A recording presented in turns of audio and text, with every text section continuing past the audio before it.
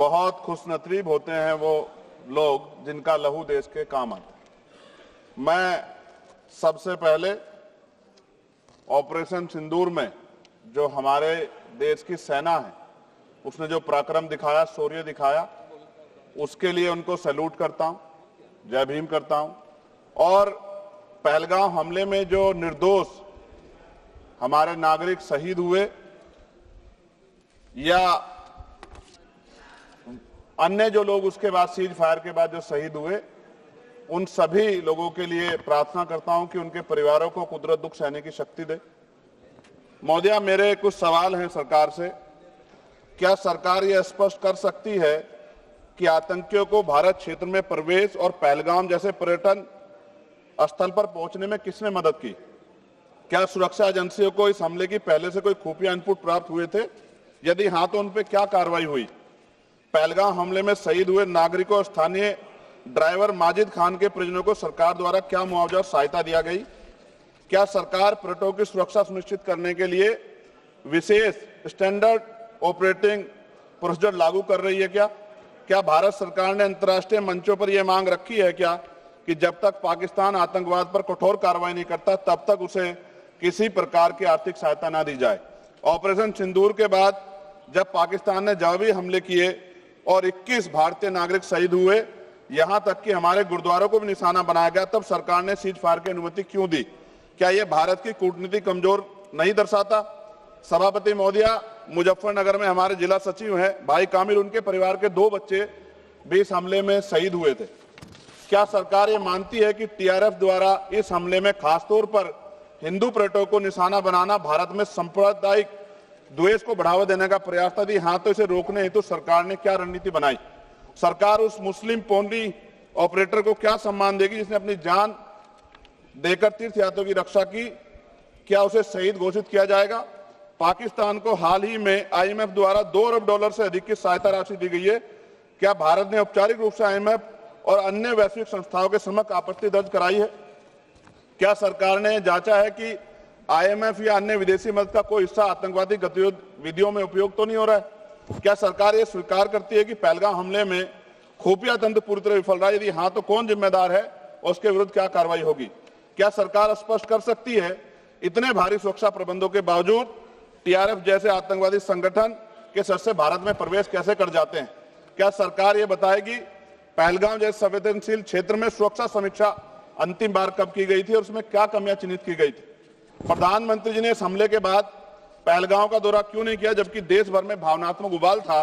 क्या सरकार ने शहीद हुए नागरिकों के परिजनों को आर्थिक मदद व स्थायी सहायता प्रदान की? यदि हां तो उसका विवरण सदन में प्रस्तुत करें। महोदया, सरकार के लोग सेना के सम्मान की बात करते हैं।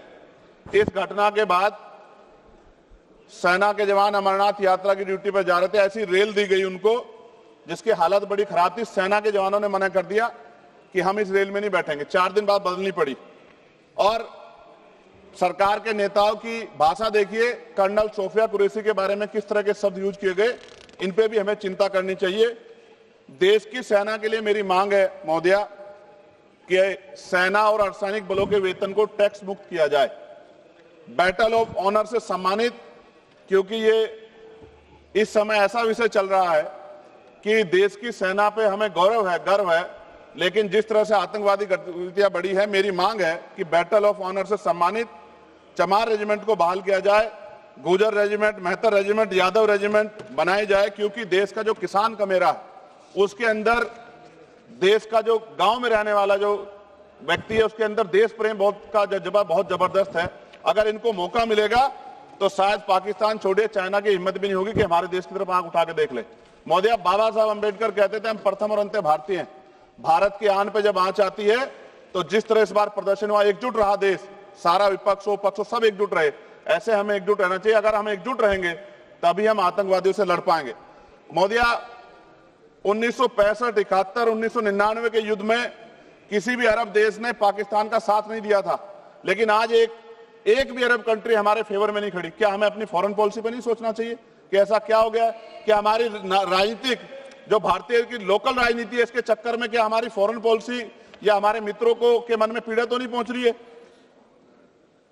पाकिस्तान ने कहा और आपने मान लिया, और आपने सीज फायर का आज रक्षा मंत्री जी को मैंने सुना, उन्होंने कहा भाई, उन्होंने कहा कि महाराज हाथ जोड़ते हैं, छोड़ो, उन्होंने कहा और आपने मान लिया। लेकिन फिर उसके बाद 10 तारीख को दोबारा से जो है ड्रोन उड़े और 15 लोग शहीद हुए, 43 लोग घायल हुए। हम अपने आम नागरिकों को क्यों, जबकि मान रहे हैं, मैंने रक्षा मंत्री जी को सुना, वो कह रहे हैं कि ऑपरेशन सिंदूर खत्म नहीं हुआ है, ये रोका गया है, इसका मतलब हमें खतरा है कि दोबारा भी हमला हो सकता है, पाकिस्तान अपनी हरकतों से बाज नहीं आ रहा। तो हम अपने आम नागरिकों को और सेना के जवानों के जीवन को खतरे में क्यों डाल रहे हैं भविष्य में? क्या हमें इसके पुख्ता और परमानेंट इंतजाम नहीं करने चाहिए? जैसे अगर सरकार को, मैंने कई बार सुना सरकार के लोग अखंड भारत की बात करते हैं, इससे अच्छा मौका आपको काम मिलता। पीओक्यू लेने के बाद हमारे उत्तर प्रदेश के मुख्यमंत्री बार बार कहते हैं कि चुनाव में कह रहे थे 6 महीने के बाद पीओक्यू इधर होगा, सरकार बन गई, जनता ने तो मौका दे दिया, कहां है पीओक्यू? क्यों नहीं लेके आए इस बार आप लोग? तो पहली सीढ़ी तो इस बार ही चढ़ गए थे। जिस तरह से मीडिया ने माहौल बनाया था मोदिया, तो ऐसा लगा कि अगर देश की सेना ने जो हिम्मत जुटाई थी, सरकार मदद करती, तो माननीय नरेंद्र मोदी जी पाकिस्तान के भी प्राइम मिनिस्टर होते इस बार, इसी बार, और फाइनेंस मिनिस्टर बैठी है हमारी, ये पाकिस्तान की फाइनेंस मिनिस्टर होती। इस तरह के हालात बने हुए थे और ऐसा मौका चूकना ही नहीं चाहिए था। ले लेते, इससे अच्छा मौका किसे कैसे मिलता? पूरा देश एकजुट था। मोदी, मैं खत्म करूंगा, पूरा देश एकजुट था, इससे अच्छा मौका कहां था? लेकिन अब अमेरिका में बैठ के कोई देश के फैसले कर ले तो देश की गरिमा पे, संप्रभुता पे बहुत बड़ा हमला है। इसको हमें समझना चाहिए, हमें समझना चाहिए किसी की हैसियत नहीं है। भारत दुनिया में इकलौता ऐसा देश है जिसका कोई मुकाबला नहीं कर सकता है। यहां का 140 करोड़ देशवासी एकजुट खड़ा है और सबको जवाब दे सकता है। मोदी, आज खत्म करते हुए कहूंगा, अमरनाथ की यात्रा आ रही है अगस्त के फर्स्ट वीक में, चल भी रही है, नहीं चल रही। अनुराग भाई, आपको बोलने का मौका नहीं दिया, आप ये नाराजगी मेरे ऊपर मत उतारो, आप लड़ो ना उनसे, आप लड़ो चेयर से, मुझे काहे को करना। खत्म हो रही है अमरनाथ की यात्रा, खत्म होने वाले, सुरक्षा के पुख्ता इंतजाम होने चाहिए और दोबारा ऐसी कोई घटना ना हो। लेकिन अंत में महोदय मैं कहूंगा, आम लोगों की जान भी गई, क्या सरकार ने उन परिवारों को मुआवजा दिया है?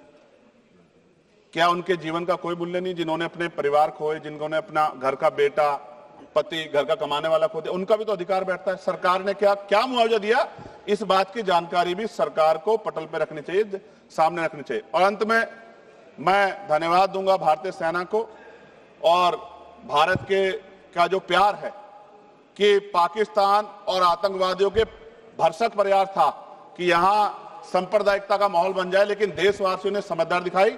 और कश्मीरियों को भी मैं बहुत धन्यवाद देता हूं कि उन्होंने कोशिश की कि किसी भी तरह से कश्मीर के ऊपर जो ये इतना बड़ा इल्जाम लगा है, ये इल्जाम में कश्मीरी शामिल ना हो और ऐसे आतंकवादियों पर सख्त कार्रवाई। पता लगा है कि महादेव, ऑपरेशन महादेव हुआ है और यही पता लगा कि वो तीनों आतंकवादी मारे गए। लेकिन मैंने अखबार में ये भी पढ़ा था कि वो जो मुख्य आरोपी था कुछ दिन पहले पाकिस्तान में था। कोई पिकनिक चल रही है कि उधर भी चले जाते, इधर भी आ जाते? क्या है बॉर्डर पे ऐसा? ये बताना चाहिए ना देश को। मैं आपका धन्यवाद करूंगा और भारत की महान सेना को मैं बधाई देता हूं, उनके लिए मंगल कामना करता हूं। जय भीम, जय भारत। महोदय धन्यवाद।